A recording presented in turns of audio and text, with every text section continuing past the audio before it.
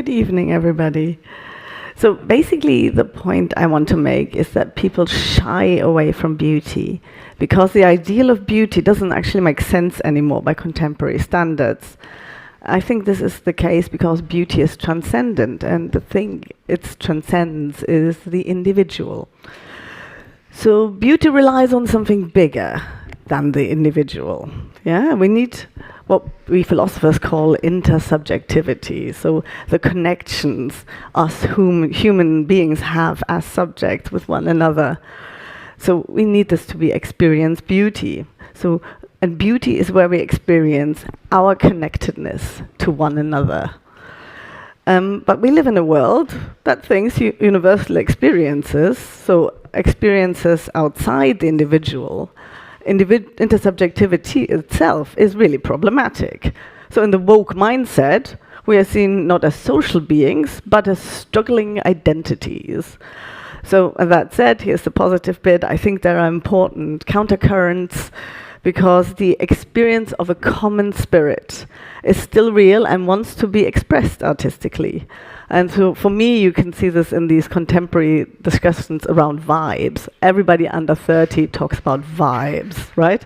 And I think for me, they're a positive sign. They're a somewhat apologetic way to talk about aesthetics by avoiding getting around the problem of intersubjectivity.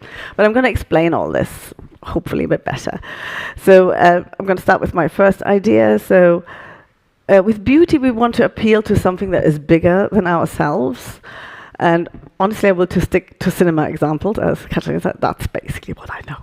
So in the middle of the 20th century, the French film critic André Bazin saw cinema's ability to harness and recreate life as representative of God's very act of creation. So that's the first image. For Bazin, the film Citizen Kane was a masterpiece because it was able to use a single shot where other films might have needed 4 or 5. That meant for Bazin, this film was literally holy because it was full of what he called holy moments. So a unity of image of space and time. So you felt God through experience, this unity of space and time. So yeah, as you see, he was literally talking about God here. And for me, I would sort of express this kind of experience slightly differently. So I would call it the sublime. The sublime is the physical experience of that what is greater than us. So Immanuel Kant, before we mentioned him, in his critique of judgment, describes how the experience of the sublime is one of absolute truth, through which we are able to elevate ourselves over nature. For Hegel, the absolute truth revealed through the sublime is the closest it is possible to experience the universal, or as he called the Weltgeist.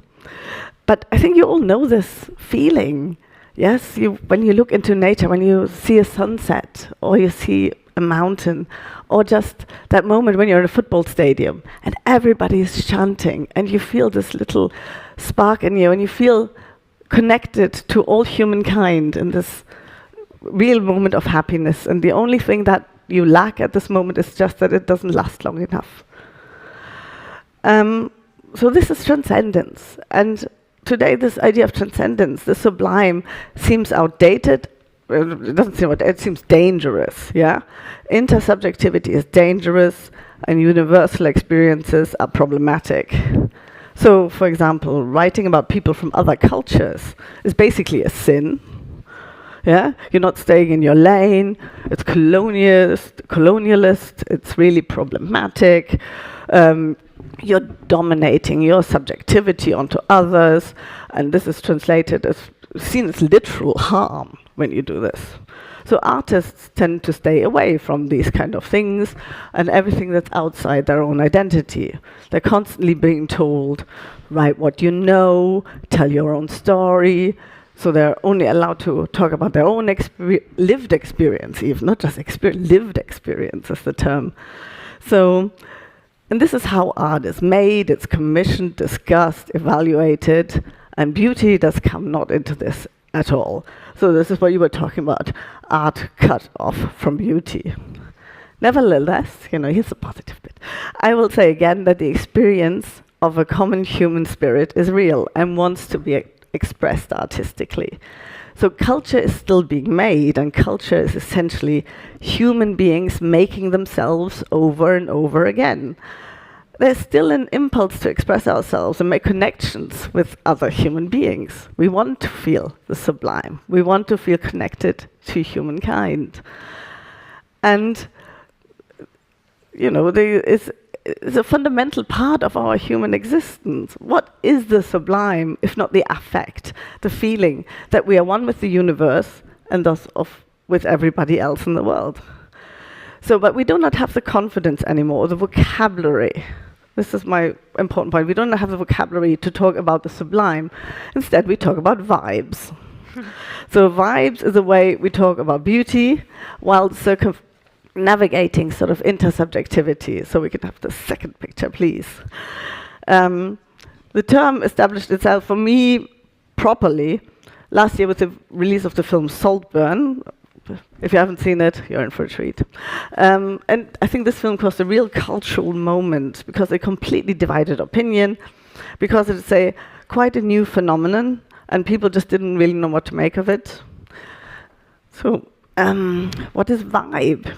It's basically emotional affect. More specifically, it's the emotional affect the images have through their power of evoking associations of previous affects that we already have. Sounds weird, but if I say, 70s vibes or Bond vibes, people will know what kind of vibes I mean. But so ultimately, this is the crunch. Cinema used to rely on us inhabiting one another's stories. So philosophically speaking, they used to rely on intersubjectivity. But in relation to cinema, at least these old rules of movie watching are somewhat out. Yeah, because intersubjectivity is problematic. So familiar structures of cinema are taking a back seat. So plot, drama, hero's journey, anything narrative is out. Instead, we just have vibes. Movies, they don't have a story anymore. They're just an experience to have. And this is how we're allowed to share a common experience, the vibes, but without the potentially problematic burden of narrative.